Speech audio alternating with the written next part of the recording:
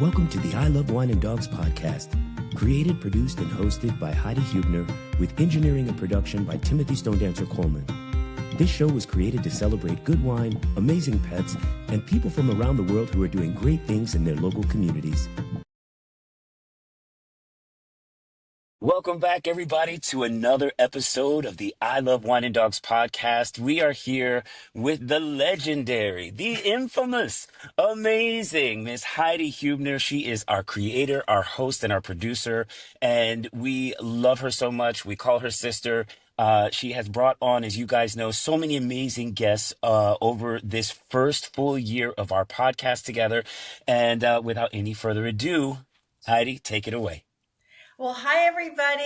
Hello, my brother, Tim. So happy to see you on the screen again.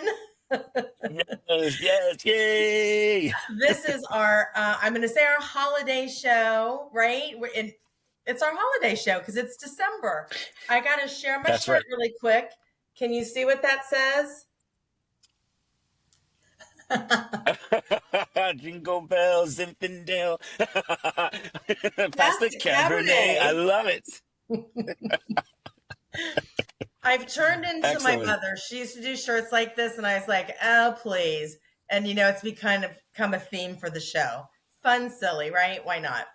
I was just going to say, we had this really ugly sweater party at my job recently. And so you are well above and beyond the ugliness that I wore to that party. So I love it. I'm glad you put that sweater on. Well, actually, I thought your sweater was pretty cute because I did see that. And Tim, I think we need to post it on the website so we can do side by side. I love it. I'll do it. Yeah, it's always fun to do those type of holiday parties. So our guest today is Christy Schilling, and I'm so excited to talk to her. But in the holiday spirit, I have to show you how cute this is. I'm going to introduce the wine now. Joy to the wine. So one of my women who wine, this was one of our white elephant, white elephant gifts. No, secret, whatever. And anyway, I thought it was so cute. So I'm going to unveil the wine. Do, do, do, do, do, do. Ta-da! Monarch Grove Chardonnay. This is from the Central Coast. It is an excellent Chardonnay. The tasting room is by the train station. So like if you take the train up in Grover Beach, it's literally right there. And it's so fun to see people like get off the train and go in for a tasting before they, start their ventures on the Central Coast. But they have a lot of different reds and whites, and a rosé I like too. But the Monarch Grove Chardonnay is the wine of the show. Beautiful. Which I'll be opening later. Yeah. Christy, we used to be like, oh, let's have wine on the show. And Tim and I are 3 hours apart. And so I was like, 9 o'clock, a little too early for me to be drinking wine. Maybe a Bloody Mary, but not wine. So we celebrate after the show. That's right. But without further ado, let's bring on Christy Schilling from Better Together Forever. Hi, Christy. Hi, everyone. Thank you so much for having me. Welcome, Christy. We're so happy you're here with us. Happy to be here. Christy and I have known for a long time, and I want to do a shout out because our friend Melanie Poses, who is no longer with us, is the one who introduced us. And other people, Bill Crow, who was on the show, who was a dear friend of ours, of Melanie's. But I may not have known Christy as long as I have, if it weren't for Melanie. But I just wanted to give some love and light to our friend Melanie Poses and her husband Jay. So anyway, love them. All right, that's Christy, right. You're an advocate for animals. Have you always been that? And as a child, were you interested in that? So, not to sound corny, but yes. I mean, from the time I was a child, I always was had just a deep love for animals, and people. Um, I had stuffed animals that I talked to and wrote poetry about and sang songs, um and I will, never forget my first cat, right? That was my own.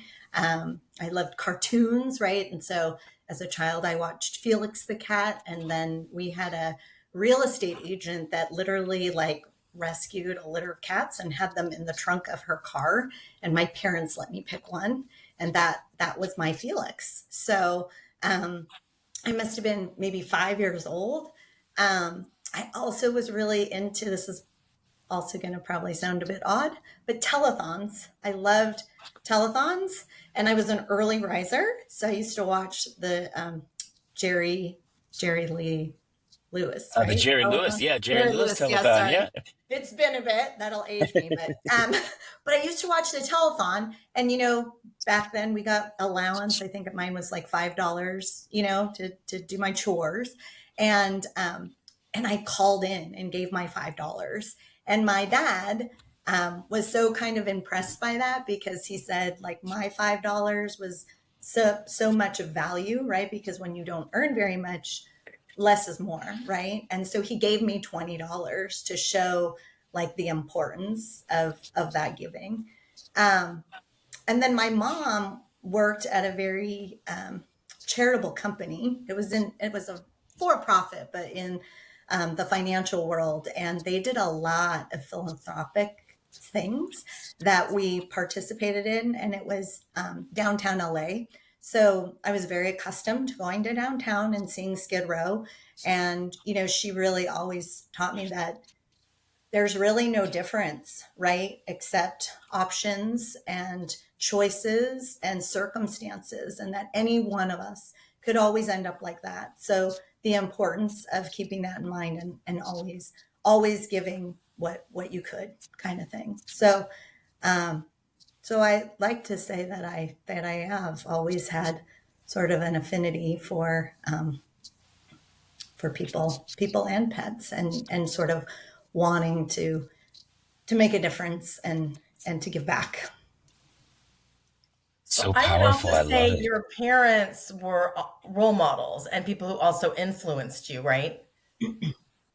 For sure, for sure. Some of the things, and it's not just people and pets, it's the planet, it's the community idea, right? Because we did a lot of different charity work with her, with that company, the company she worked for.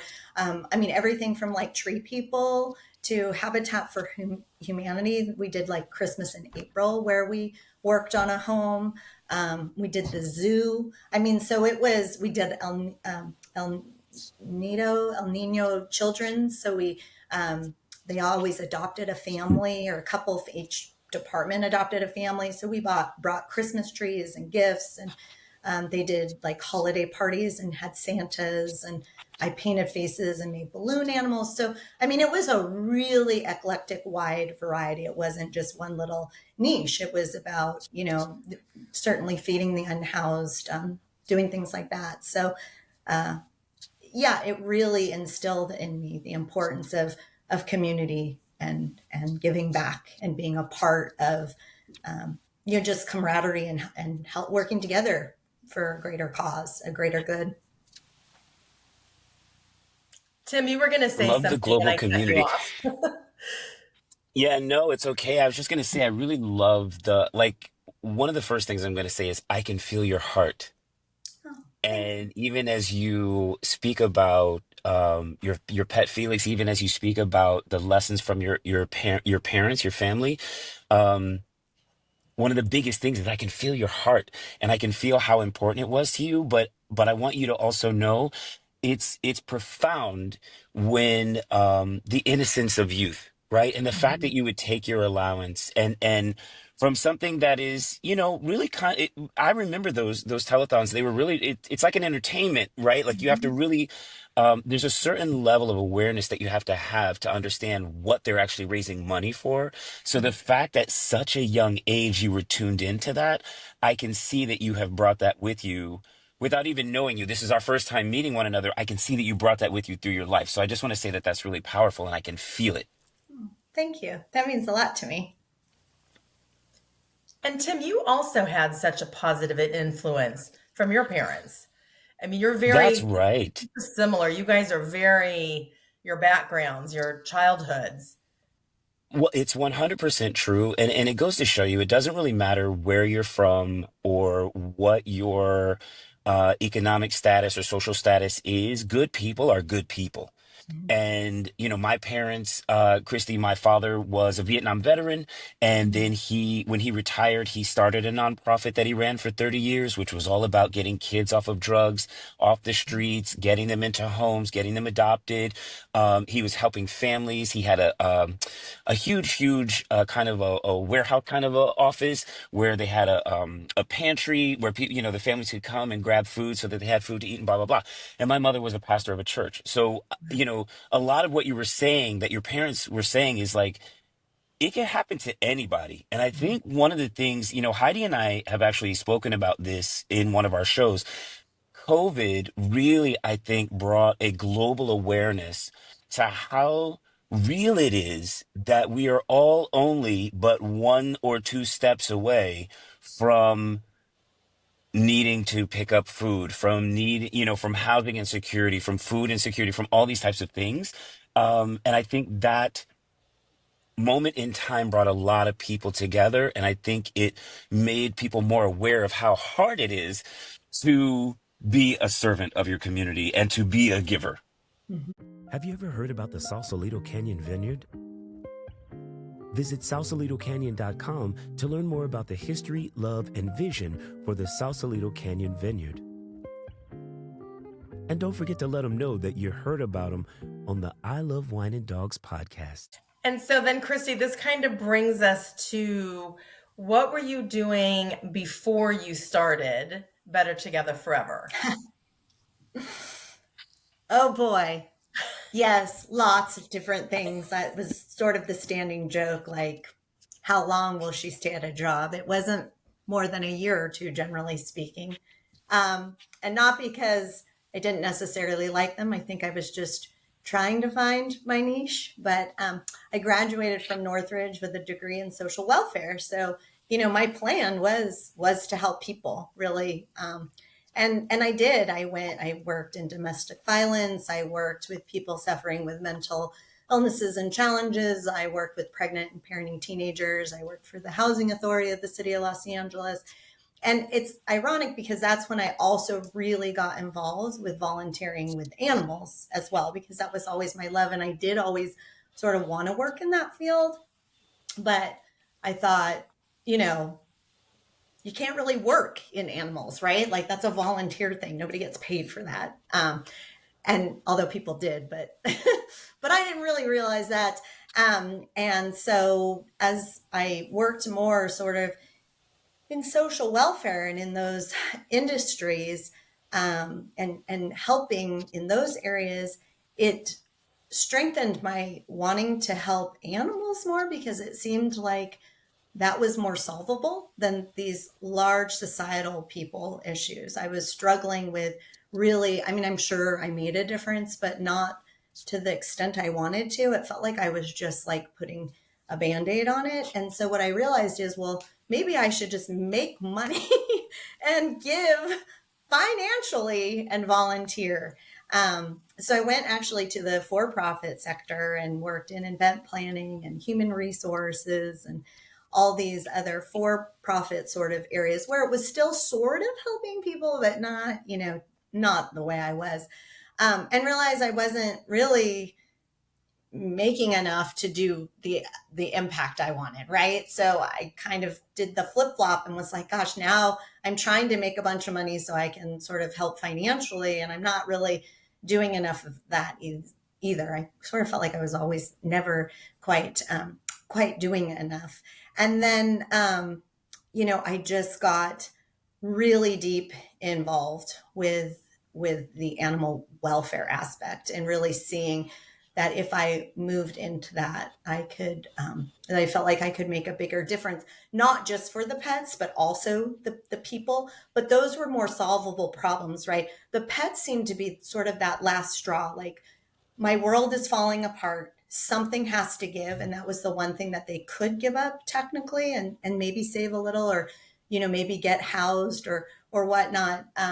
But by helping with that piece, it also alleviated a lot, because a pet is unconditional love, right? And this is something that a person, when all else fails, is there for them, right? So it's like the one thing that they technically can give up, but it's certainly not the one thing they should give up, because it's the one thing that's kind of keeping them going and that's been beside them through it all. So I thought by doing that, I could make a greater impact, and the best difference that I could, with the experience, and knowledge that I had. So I actually ended up, well, like Heidi mentioned, Melanie I'd been volunteering all along, right? Me and my husband transporting animals, adoption events, and so I actually did start my own not-for-profit that was in law and legislation. We opened our own rescue-only pet store. But what I was seeing is everything was on the back end, right? I really wanted to focus on prevention and helping on the front end before we got to that. And so then Melanie, who was the founder of Bark Avenue Foundation, she actually offered me an opportunity, to take on Bark Avenue Foundation. And so then I was the executive director of Bark Avenue Foundation, and Melanie was looking forward to spending more time with the family and entrusted me to take it on. And then COVID happened, as we talked about. And so then that's when we knew we couldn't do what we were doing, which was prevention. It was spay and neuter, it was humane education. It was helping those that were unhoused being able to, keep their pets. And we couldn't do spay and neuter anymore, right? We couldn't be in parks and in lines and things like that. And what the equipment, the masks and stuff needed to be for people. We couldn't go to schools anymore, right? We couldn't go do humane education. But we knew that there was going to be a tremendous need, right? Because now people with pets in need were not going to be coming out. We kind of have to go to them. And so we Home Dog LA was an organization doing shelter intervention at the North Central Animal Shelter, and they too were closed. And so we decided, why don't we come together, and why don't we go where people who still have a need are? And so we joined with YMCA's, and we just went out into the community, and our whole mission changed to just simply keeping families together, keeping pets in homes with their people, and what do they need, and how can we best do that to alleviate the animal shelters, to help get people housed off the streets, and that's better together. Long-winded, super sorry. No, I mean, it sometimes people say things and it needs a chance to breathe. That's very, very powerful what you said. And I just want to make sure that our audience marinates on that for a second. Right, Heidi? Absolutely. That's why I was like, I was like, I better stop because I'm going on and on. No, not at all. Here's the thing is that there's no shame in or embarrassment in talking about what you're doing or what we do, what we all do, is a service to the community, all three of us, right? And millions more people. So I think the challenge is getting others in the habit of hearing how to find their purpose through service. That's not an easy thing to teach, right? It's just like what you said was you went through a few different types of jobs before you found that thing, that passion, that fire, that burn that just held onto you like a magnet. Right. And I think that process, it was really wonderful because you just explained it so organically. It was really wonderful to hear someone verbalize their path and their process to finding their purpose. I think people need more of that, because everybody wakes up on a Monday, they sit on the couch with their breakfast, and they're like, by Friday, I'm going to be on Netflix, right? Like, you know what I'm saying? Like, we're geared towards, I'm going to be a star, I'm going to be famous, I'm going to be rich, I'm going to be the envy of everyone. And we need more shows, more documentaries, and more things where people are like, you know what? I'm going to be in service. I'm going to help my community. I'm going to highlight the things that are great about my community and make sure everybody gets a chance to experience it. So that's what I received. So Welcome to The Gladly, a contemporary neighborhood eatery nestled in the heart of Central Phoenix. Here, local chef Bernie Cantat crafts flavorful new American cuisine blended with innovation and tradition. At The Gladly, every dish is a celebration of taste, paired with the extensive beverage program boasting over 350 whiskeys.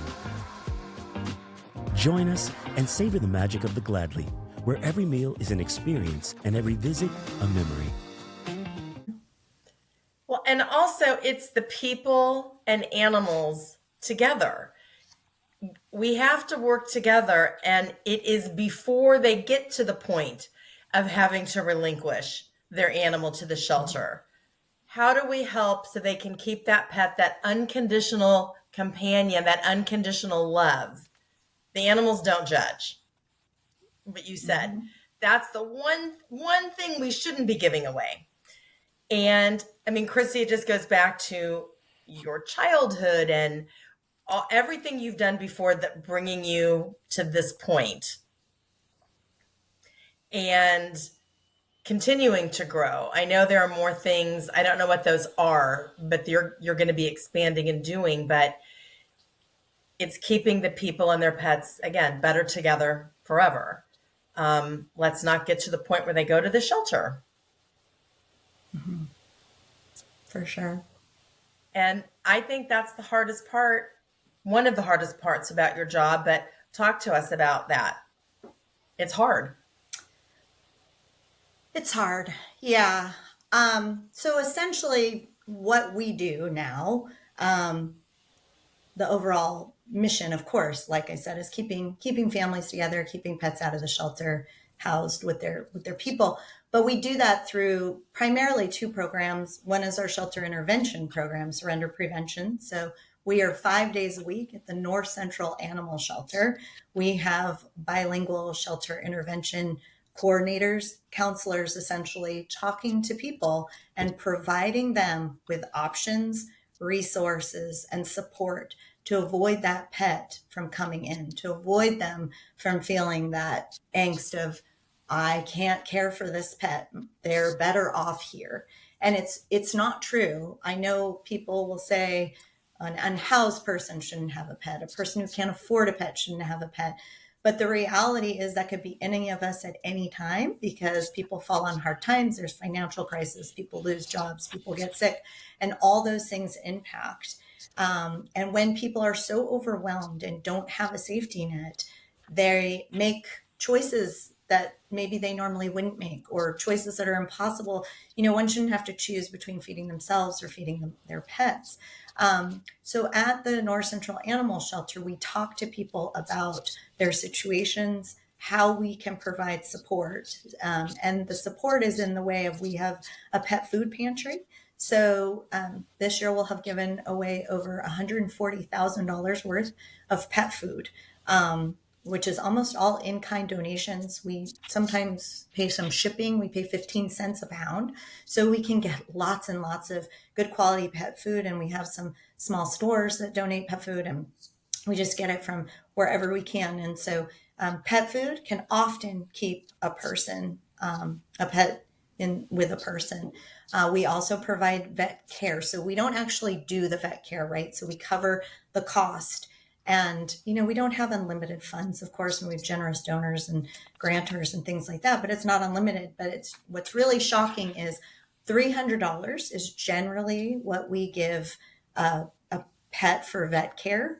And $300 can almost always solve it because it's usually a skin condition, right? Which has just been maybe from fleas or an allergy. So just with some medicated soap or medication, and the same with like ear infections, right? There are really simple things. And even though vet care is very expensive, again, that $300 really can make all the difference. We partner with vets who give us discounts. We work with other organizations as well. So if a pet has maybe a more extreme medical situation, maybe it's a surgery, Sam Simon Foundation does a lot of free surgeries. So if we cover the cost of an x-ray or blood work, they can then get the surgery for free. So we do that. We provide emotional support animal assessment and certification. Again, we cover the cost. We partner with a clinician that offers it at a discounted rate. And that way we get people literally either keeping their housing, or getting into housing or moving up in housing. So our other program is our Unsheltered People with Pets program, and we partner with LA Family Housing. So we want to be sure that the person is getting help, and then we help with the pet piece. So again, we still provide those same types of things. So that veterinary care, as well as that emotional support, animal certification. And I cannot tell you guys the number of people that have become housed with their pets. We are actually helping with homelessness, getting people and pets off the streets and housed together. Because a lot of times housing requires spay and neuter, vaccinations, and a lot of these pets aren't. And that's because the unhoused pick up all the strays. So they're the ones, right? When a person discards their pet or pet and, person moves and the pet's on the street, the unhoused will take that pet in many times because they can relate, right? They're feeling abandoned as well, alone. And so they'll take on this pet, but then they don't have the means or maybe not even know, the importance of spay and neuter. So we can get all that done so that everybody can just be healthy, safe, and housed together. Housing humans and their pets at the same time has to, like in my mind as you were saying it, I'm trying to process it. That has, you know what I'm saying? That just sounds so difficult. Um, Congratulations. That's a deep, deep work. Well, it takes everybody truly, because I can't stress enough the collaboration, partnerships. I mean, everybody, donors that give $1 to wonderful organizations like the Pet Care Foundation, who grants money, and then all the providers that discount their services. I mean, it takes us all really, and the pet parent willing to trust in us that we are going to fall through, right? Because again, I'm not the vet, right? We hand them a piece of paper that says we're going to cover this cost, right? We send an email. That's hard in a world where people have been let down and maybe they have trusted and it hasn't worked out. People don't want to be judged; they want to be respected, and so it really takes us all coming together to make this all possible. And it is very expensive. I'm not going to say it's not, but it's not as expensive as housing and killing animals or people living on the streets. I always want to say we're making strides, because if we're not making progress, we have a lot of problems. So we are always, I think, making strides. It's just how big are they? What is maybe slipping behind? But I think the desire is there. And so if the desire is there, strides can be made. Here at Tangent, we explore the possibilities of cool climate white wines rooted in the Edna Valley and the Central Coast. These wines challenge expectations and prove that every day can and should be a new adventure. Our innovative spirit is channeled into everything we produce, from colorful cans to screw-capped bottles to our wine itself. We deliver wines with the promise of being vibrant, fresh, and delightfully different. Find us on Instagram and Facebook, or call us at 805-269-8200. So I think educating the community on just not just the joy of having pets, but the responsibility behind having a pet, I think is I think that would make profound change just in people's perception of, okay, I am actually taking on this responsibility. Those types of small, what I call teachable moments, Mm-hmm. are what people need to help them make better choices. But I now have to take the responsibility to learn what are those rules and laws and things kind of going on out there that I might be able to create a space for my community to learn about. Well, and information is key for sure, right? Certainly, if we don't know, how do we change or how do we do better or make a better choice? And so, a lot of what we do is giving people options, letting them not alleviating the desperation or the feeling overwhelmed, because we've all felt that. And wouldn't it be nice to have someone sort of give, we all need a hand sometimes. So someone being able to provide that. I mean, an unhoused person getting them housed, I mean, is like, we actually just had this person, his name is Gary, and he reached out to us thinking we could actually house him, thinking we were the housing agency, not realizing, no, we help with the pet piece so you can be housed. So we did, though. We helped him get his dog fixed and vaccinated, like, and he was on it. I mean, he kept calling and texting and whatnot, and his mission was to be housed by Christmas. And by gosh, in a week we got him his dog spayed, vaccinated. Well, we covered the cost. He got his dog fixed. The ESA call was made, and he got housed with Volunteers of America. And he was housed before Christmas. It was done in less than a week. And so, and I'm not saying that that's going to happen for everyone, but you'd be surprised how many times that happens. We had a veteran that just moved here from Virginia, right, out of state. He has a pit bull named Jill, not realizing where he was going to live, wouldn't allow her.